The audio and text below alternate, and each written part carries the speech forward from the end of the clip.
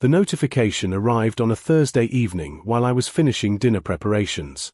An unknown number had sent me a video file with a brief message, "Thought you should see this." My finger hovered over the play button for a moment before curiosity won out. The video quality was grainy, clearly filmed discreetly from across a crowded bar. But the audio was crystal clear, and I recognized the voice immediately. Derek, my wife Sarah's project manager at Technova Solutions. I'd met him twice at company events, each time finding his overly familiar manner with Sarah uncomfortable. He was holding court at what appeared to be a happy hour gathering, surrounded by colleagues who seemed equally intoxicated. "You should see how easy this is," Derek's voice boomed through my phone speaker. "Her husband has absolutely no clue. The guy works from home doing his little freelance writing thing while Sarah and I are building something real. Project Titan is going to revolutionize our division, and she's my right hand in making it happen." Someone off camera asked something I couldn't quite hear, but Derek's response made my blood run cold. "Does he know we work late together 3 nights a week? That we took that Austin conference trip where we shared that suite?" He laughed, a sound that felt like broken glass. "The clueless husband probably thinks she's just dedicated to her career. Meanwhile, I'm getting the credit for all our collaborative sessions, if you know what I mean. Management loves me. They're talking VP track." The people around him erupted in laughter. Someone clinked glasses with him. My hands had started shaking so badly I nearly dropped the phone. The video continued for another 2 minutes. Derek described how he'd positioned himself as the genius behind Project Titan while Sarah did the heavy lifting on the actual technical work. He bragged about expense reports he'd padded, about taking credit for her ideas in executive meetings, about how he'd convinced upper management that he was irreplaceable while Sarah was just a good team player. But what gutted me wasn't the professional misconduct, it was the personal insinuations. The way he described their late nights together, the private celebrations after successful presentations, the conference trip where apparently hotel rooms had been shared. Whether anything had actually happened or not, Derek was painting a picture for his colleagues that destroyed my wife's professional reputation and our marriage in the same breath. I sat at our kitchen table, the carefully prepared meal growing cold, and watched the video 3 more times. Each viewing revealed new details, colleagues who looked uncomfortable but said nothing, others who encouraged Derek's boasting, the casual way he destroyed reputations and relationships for entertainment. Sarah wasn't due home until 9. She'd texted earlier saying she had to work late again, with Derek, preparing a presentation for Monday's executive review. The same Monday where Derek planned to present his brilliant work to the CEO and board members. My mind raced through the past 6 months. The late nights that had become routine. The weekends Sarah had spent at that Austin conference while I'd stayed home with our daughter Emma. The way Sarah had become distant, distracted, always exhausted. I'd attributed it to work stress, to the pressure of a major project. I'd been supportive, taking on more household responsibilities, never questioning the hours or the travel. Had I been the clueless husband Derek described? Or was this situation more complex than his drunken bragging suggested? I forwarded the video to my personal email, then to cloud storage. Whatever came next, I needed to preserve this evidence. But before I confronted Sarah, before I made any decisions about our marriage, I needed to understand the full scope of what was happening.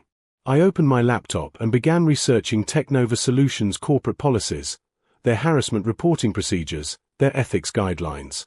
Derek had made a critical mistake in his moment of drunken pride. He'd confessed to professional misconduct that went far beyond personal indiscretion. He'd admitted to taking credit for others' work, to fraud on expense reports, to creating a hostile work environment. By the time Sarah's key turned in the lock at 9:15, I had a plan. And it would be ready to execute by Monday morning. Sarah looked exhausted when she walked through the door, her blazer rumpled, laptop bag pulling at her shoulder. She managed a tired smile when she saw me sitting at the kitchen table, though it faded when she noticed the untouched dinner, now cold on the counter. "I'm so sorry," she began. The presentation ran longer than expected. Derek kept changing. "Sit down, Sarah." My voice was calmer than I felt. "We need to talk." The color drained from her face. In our 10 years of marriage, I'd never used that tone with her. She slowly set down her bags and took the chair across from me, her hands folding nervously in her lap. I turned my laptop toward her and pressed play on the video. Watching her watch Derek's performance was almost worse than the original viewing. I saw the moment she recognized his voice, the way her eyes widened when he mentioned the Austin conference, how her face crumpled when he described their collaborative sessions. By the time the video ended, tears were streaming down her cheeks. "It's not what it sounds like," she whispered. "Nothing happened between us. Nothing physical, I swear to you." "Then tell me what actually did happen," I said. "Because right now, your coworker is destroying your reputation and bragging about it to your colleagues. Whether he's lying or telling the truth, this is serious." Sarah took a shaky breath and began talking. The story that emerged over the next hour was both better and worse than I'd feared. 6 months ago, she'd been assigned to Project Titan, Derek's high-profile initiative to streamline Technova's data management systems. Sarah was the lead software architect. The project literally couldn't succeed without her technical expertise. But from day one, Derek had positioned himself as the visionary leader while treating Sarah like an assistant. Every idea I brought to the table, he'd present as his own in meetings with executives, she explained, her voice gaining strength as anger replaced shame. I'd spend days developing solutions, and he'd take them to management without even mentioning my name. When I tried to speak up in meetings, he'd talk over me or dismiss my input as still being refined. The late nights weren't romantic. They were Derek's demands that she fix his mistakes before presentations. He'd promise executives features that were technically impossible, then pressure Sarah to work around the clock making them reality. The Austin conference had been a nightmare. Derek had booked a suite for himself and assumed Sarah would be his assistant there too, handling logistics while he networked. I asked for separate rooms, and he made it seem like I was being difficult, she said. I ended up sleeping in the suite's second bedroom while he entertained clients in the main room until 3 in the morning. I barely slept the entire trip. As for Derek's insinuations about their relationship, Sarah was horrified. He's been making comments like that for months, little jokes about us being a power couple, suggestions that we have chemistry. I shut it down every time, but he does it in front of other people like it's funny. I reported it to my direct supervisor 8 weeks ago. This caught my attention. "You reported him? What happened?" Sarah's laugh was bitter. "My supervisor said Derek was just being friendly, that I was taking things too seriously. She said if I couldn't handle workplace banter, maybe I wasn't ready for senior positions. After that, I stopped complaining. I just put my head down and focused on the work." The picture was crystallizing now. Derek was engaging in classic workplace abuse, taking credit for subordinates' work, creating a hostile environment, retaliating against complaints with threats to career advancement. And he was doing it all while painting Sarah as either a willing participant or an oversensitive complainer. I showed her the notes I'd compiled, Derek's admissions of expense fraud, his confession to taking credit for her work, his creation of a hostile work environment through sexual insinuations. Each point was documented in the video with timestamps. "This isn't about our marriage anymore," I told her. "This is about your career and your rights as an employee. Derek has crossed legal lines. That video is evidence of sexual harassment, fraud, and retaliation." Sarah stared at the documentation, something shifting in her expression. The exhaustion was still there, but underneath I saw something I hadn't seen in months: determination. "The executive presentation is Monday morning," she said quietly. "Derek's planning to present Project Titan as his achievement. He's going for that VP position." "Not if we act first," I replied. "HR opens at 8. The presentation isn't until 10. We have a window." Sarah looked at me, really looked at me, for the first time in months. "I'm so sorry I didn't tell you how bad it was. I thought I could handle it. I thought if I just worked hard enough, proved myself enough, it would get better." I reached across the table and took her hand. Whatever trust had been damaged by her silence, we could repair. But first, we had work to do. We spent the rest of the night building Sarah's case. She provided emails where Derek took credit for her ideas, expense reports she'd been asked to falsify, messages where he made inappropriate comments. By dawn, We had a comprehensive file documenting months of misconduct. As sunrise painted the kitchen windows gold, Sarah looked at the assembled evidence with something like wonder. "I didn't realize how much I'd normalized," she said softly. "How much I'd accepted as just how things were." Monday morning was coming, and Derek had no idea what was waiting for him.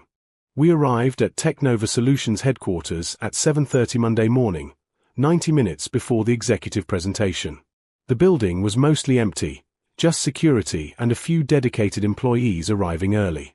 Sarah's hands trembled slightly as she badged us through the main entrance, but her jaw was set with determination. The HR department occupied the 4th floor. Through the glass walls, I could see 2 people already at their desks, unusual for this early, but fortunate for our purposes. Sarah had sent a formal meeting request to the HR director, Patricia Hammond, at midnight, marked urgent. To our relief, Patricia had confirmed for 7:45. Patricia met us at the HR suite entrance, a sharp-eyed woman in her 50s with silver-streaked hair and an expression that suggested she'd already reviewed Sarah's initial complaint. She ushered us into a private conference room, closing the door and blinds with practiced efficiency. "Before we begin," Patricia said, settling into her chair with a legal pad, "I want you to know this conversation is confidential and protected. Sarah, you mentioned in your email that you have evidence of workplace misconduct involving your supervisor, Derek Brennan. Is that correct?" Sarah nodded, her voice steady despite her obvious nerves. "Derek has been engaging in harassment, fraud, and taking credit for my work for 6 months. I reported some of this to my direct supervisor 8 weeks ago and was told I was overreacting. Then I received evidence that the situation was worse than I realized." She slid her laptop across the table, the video cued to start. Patricia's expression remained professionally neutral as she watched, but I noticed her grip tightening on her pen, her lips pressing into a thin line. When Derek's voice boomed through the speakers describing the clueless husband and his collaborative sessions with Sarah, Patricia's jaw clenched visibly. But she watched the entire video without interruption, occasionally jotting notes. After it ended, Patricia sat back in her chair. "This was recorded last Thursday at Murphy's Bar, their regular happy hour location. Do you know who sent this to you?" "No," I admitted. "It came from an unknown number. But it's clearly Derek's voice, and several of his team members are visible in the video." Patricia nodded grimly. "I recognize at least 3 employees from his division. This video alone constitutes evidence of sexual harassment through creation of a hostile work environment, defamation of character, and admissions of professional misconduct." She looked at Sarah directly. "You mentioned additional evidence." What followed was a methodical presentation of 6 months of documentation. Sarah pulled up emails where Derek presented her technical solutions as his own ideas to executives, carefully CCing himself but removing Sarah's original authorship. She showed Slack messages where he made inappropriate comments about their chemistry and their special partnership that made her uncomfortable. Then came the expense reports. Sarah had kept copies of every request Derek made for her to modify or inflate charges. Client dinners that never happened, upgraded flights that weren't taken, hotel rooms charged to the company but used for personal guests. Each fraudulent entry was small enough to avoid automatic audit flags but together represented thousands in stolen funds. "He was careful," Sarah explained. "Nothing huge enough to trigger immediate investigation, but he'd have me submit these as if they were legitimate project expenses. When I hesitated, he said it was standard practice and that refusing would show I wasn't a team player." Patricia's note-taking had become furious. "Did your supervisor know about these expense irregularities?" "I don't know," Sarah admitted. But she was copied on several email chains where Derek discussed budget allocation. She had to have seen some discrepancies. The most damaging evidence came last, the presentation deck for this morning's executive review. Sarah pulled up 2 versions, the one Derek would present, listing himself as lead architect and project director, and the version history showing Sarah's name on 90% of the actual technical work. "Every major breakthrough, every solved problem, every innovative solution, I did that work," Sarah said, her voice cracking slightly. "Derek would sit in on my development sessions, take notes, then present my ideas as his own insights. He's built his reputation for this VP promotion entirely on my labor." Patricia closed her notepad and looked at both of us. I need to be direct with you. What you've presented is serious. Serious enough that I'm escalating this immediately to our Chief Compliance Officer and legal. This video, combined with your documentation, suggests patterns of harassment, fraud, and potentially retaliation. The executive presentation scheduled for this morning cannot proceed as planned. Sarah's eyes widened. The presentation is in 90 minutes. The CEO and board members are flying in for it. Which is exactly why we need to act now, Patricia said firmly. She picked up her desk phone and dialed an extension. This is Hammond in HR. I need the CCO and legal in conference room B immediately. Code red situation regarding Project Titan executive presentation. A pause. Yes, the one starting at 10. That's exactly why this can't wait. She hung up and turned back to us. Sarah, I need you to send me every file, email, and document you've shown me this morning. Our legal team will need to verify everything before we proceed, but based on this video alone, we have enough to suspend Derek pending investigation. My phone buzzed, a text from an unknown number. Good luck today. Some of us have been waiting for someone to finally speak up about Derek. A friend from Technova. I showed it to Patricia, who nodded knowingly. Derek's reputation among his actual colleagues is very different from his standing with executives, she said. My guess is someone at that bar recorded this specifically to give Sarah evidence. They wanted someone to act but were afraid to be the first. Within minutes, 3 more executives arrived, the Chief Compliance Officer, the Head of Legal, and surprisingly, the Chief Technology Officer. Each watched the video, reviewed Sarah's documentation, and asked pointed questions. The mood in the room grew increasingly grim as the scope of Derek's misconduct became clear. At 8:45, the CTO made a call. Cancel the 10 o'clock executive presentation. Tell the CEO and board members we have a situation that requires immediate attention before any Project Titan review can proceed. He looked at Sarah with something like respect. I'm going to need you to present the technical work to me directly, right now. I need to understand what we're actually dealing with on this project. Sarah's presentation to the CTO took 30 minutes and showcased the depth of her expertise. She walked through the architecture decisions, the innovative solutions to data management challenges, the security protocols she designed. The CTO interrupted frequently with technical questions that she answered with confidence. It was clear within minutes that she was the genuine technical lead Derek had been pretending to be. At 9:30, Patricia pulled us aside. Derek just badged into the building. Security is going to intercept him before he reaches the executive floor. You won't have to see him. Through the glass conference room walls, I watched Derek step off the elevator in his best suit, presentation materials under his arm, confident smile in place. He made it 3 steps before 2 security officers approached him. The smile vanished as they spoke to him. Even from a distance, I could see the moment panic set in. Sarah watched too, her hand finding mine. Is it wrong that I feel relieved? She whispered. No, I said quietly. It's not wrong at all. By 10:30, when Derek's executive presentation should have been concluding to board applause, he was instead sitting in a conference room with legal, HR, and a company-appointed attorney advisor, watching his world dismantle piece by methodical piece. Sarah and I were in a separate conference room, but Patricia kept us updated via messages. The company was being extraordinarily transparent, likely because they recognized the severity of both Derek's misconduct and their own potential liability for ignoring Sarah's previous complaints. Derek is claiming the video was taken out of context, Patricia messaged. He says he was joking around and that his relationship with Sarah is purely professional.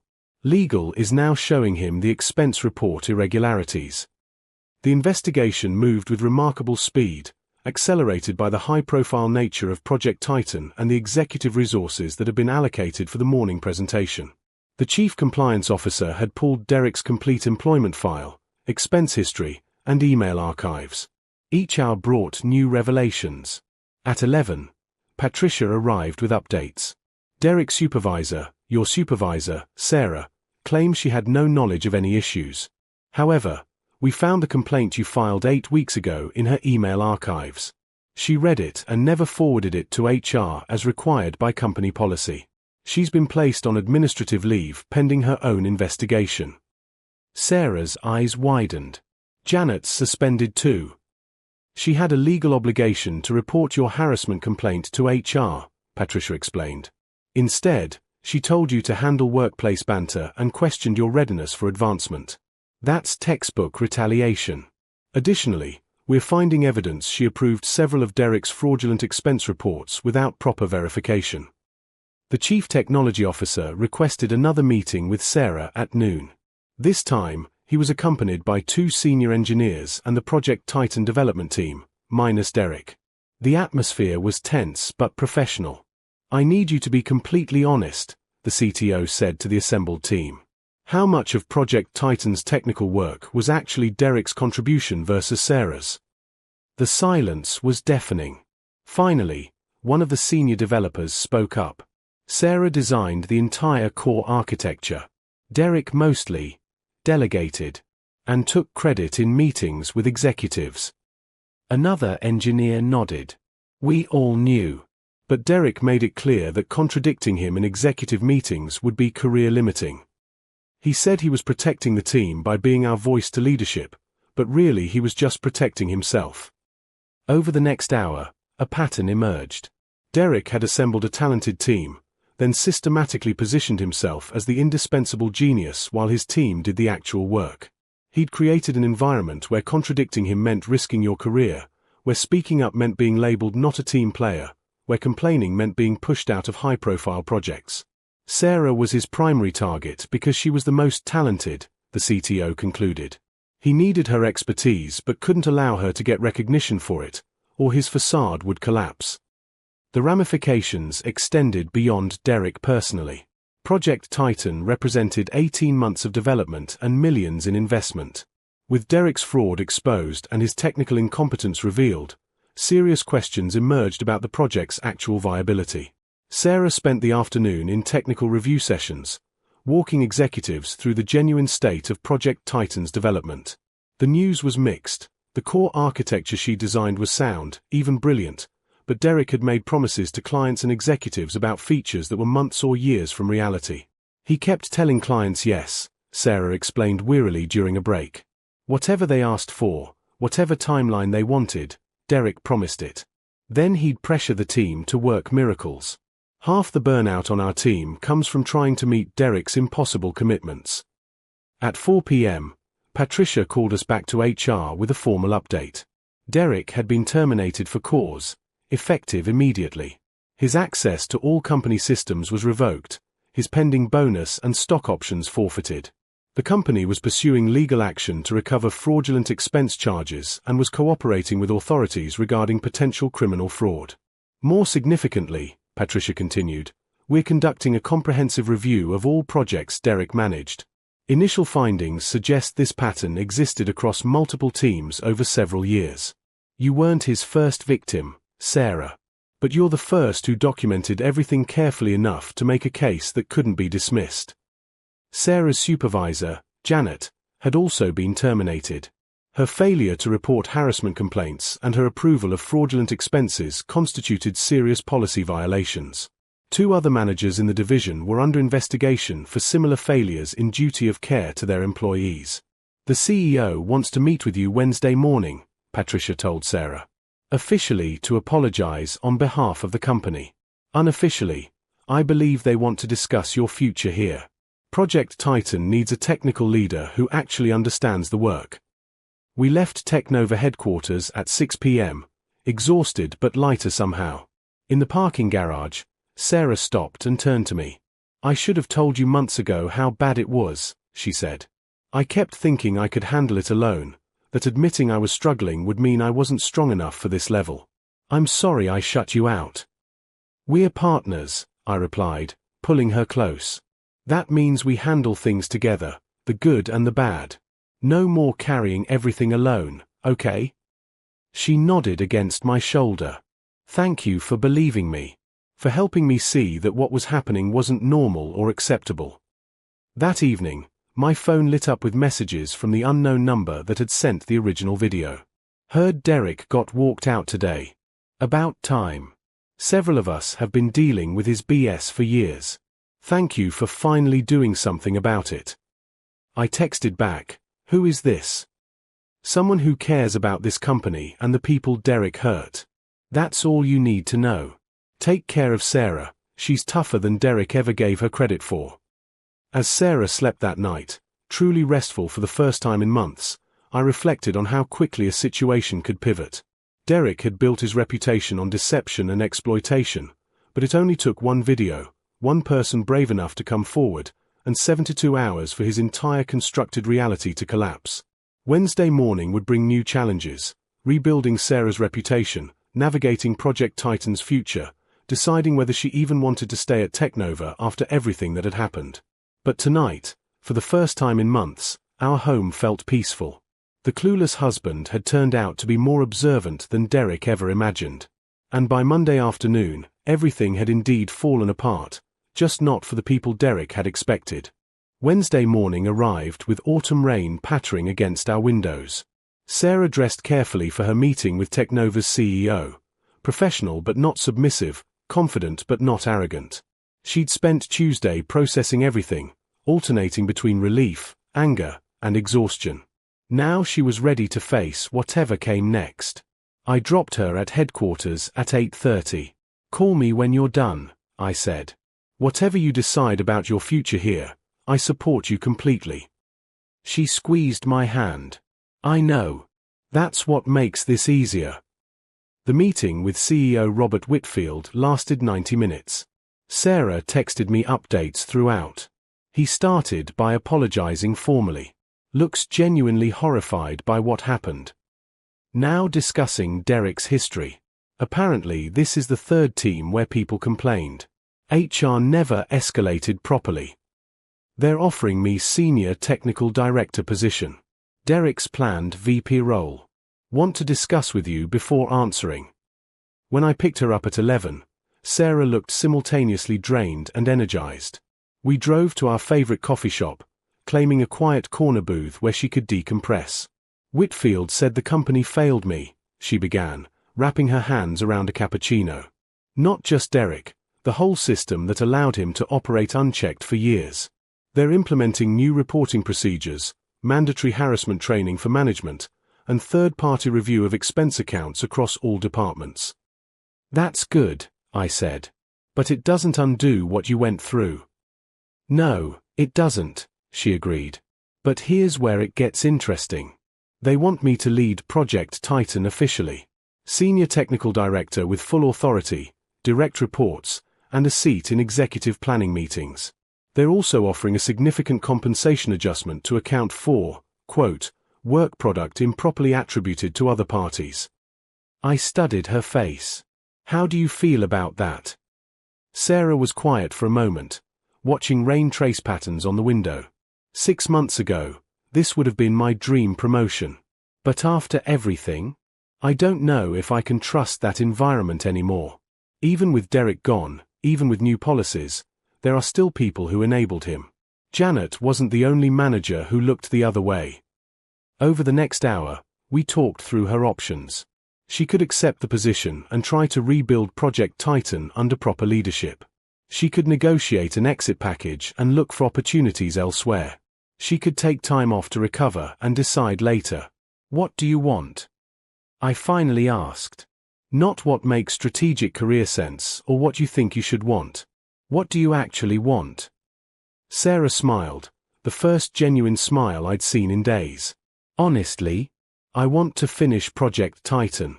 Not for Derek's vision or Technova's profit margins, but because the technology one designed is good. It could actually help people. And I want to do it as the recognized leader, with my name on the work, building a team culture where people don't have to document abuse just to be heard.